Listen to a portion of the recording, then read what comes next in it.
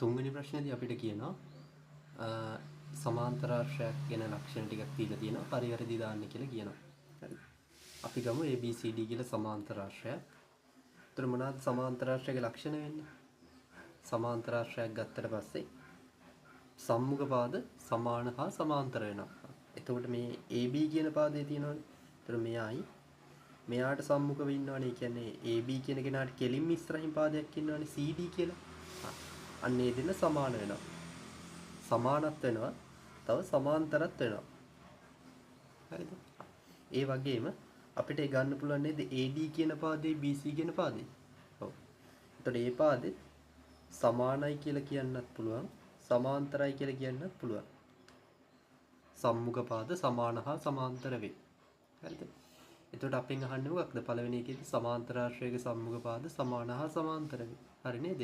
පළවෙනි ප්‍රකාශය හරි එතකොට.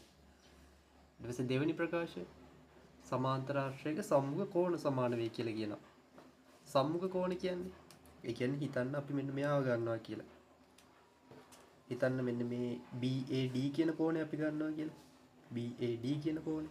එතකොට මෙන්න මේ කෝණේ අංශක 60ක් නම් එයාට කෙලින්ම ඉස්සරහින් තියෙන මෙන්න මේ කෝණෙත් අංශක 60ක් වෙනවා.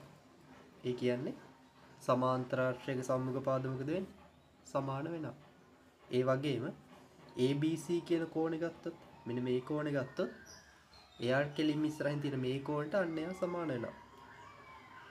ඒ කියන්නේ මෙයා අංශක 60ක් වුණොත් මෙයා අංශක 60ක් වෙනවා. මෙයා 60යි නම් මෙයා 120ක් වෙනවා මිත්‍ර කෝණ වලින්. එතකොට මෙයා 120ක් නම් මෙයාත් 120ක් වෙනවා. එතකොට අපේ දෙවෙනි ප්‍රකාශය මොකද වෙන්නේ? දෙවෙනි ප්‍රකාශයත් හරි. සමාන්තරාශ්‍රයක සම්මුඛ කෝණ සමාන වෙනවා. ඊට පස්සේ තුන්වෙනි ප්‍රකාශය සමාන්තරාශ්‍රයක වර්ගඵලය එක් විකර්ණය මගින් සමච්ඡේදනය වේ කියලා කියනවා. එතකොට මොකද්ද විකර්ණයක් කියලා කියන්නේ? විකර්ණයක් කියලා කියන්නේ සම්මුඛ ශීර්ෂ තියෙනවානේ. ඒ කියන්නේ එකිනෙකට ඉස්සරහින් තියෙන ශීර්ෂ. ඒතර Aට ඉස්සරහින් තියෙන ශීර්ෂ තමයි C. ඒතර අන්නේ ශීර්ෂ දෙක යා කරාම හැදෙන්නේ විකර්ණයක්. ඒතර අපිට තව එකක් අඳින්න පුළුවන්. B කියන කෙනයි D කියන කෙනයි යා කරාම තව විකර්ණයක් අඳින්න පුළුවන් අපිට. හරිද? අපි අර පැහැදිලි වෙන්න එක විකර්ණයක් විතරක් අඳලා තියමු. හරිද? එතකොට මේකේ මොකක්ද අහන්නේ? සමාන්තරාශ්‍රයක වර්ගඵලය එක් විකර්ණ වලින් සමච්ඡේද වේ කියලා කියනවා. එතකොට තියෙනවා ප්‍රමේයක් තව එහෙම. එතකොට සමාන්තරාශ්‍රයක මෙහෙම විකර්ණයක් ඇඳලා පස්සේ සම්පූර්ණ සමාන්තරාශ්‍රයේම වර්ගඵලය හරියටම දෙකට බෙදෙනවා. ඒ කියන්නේ අපිට එතකොට ওই ප්‍රකාශය හරි.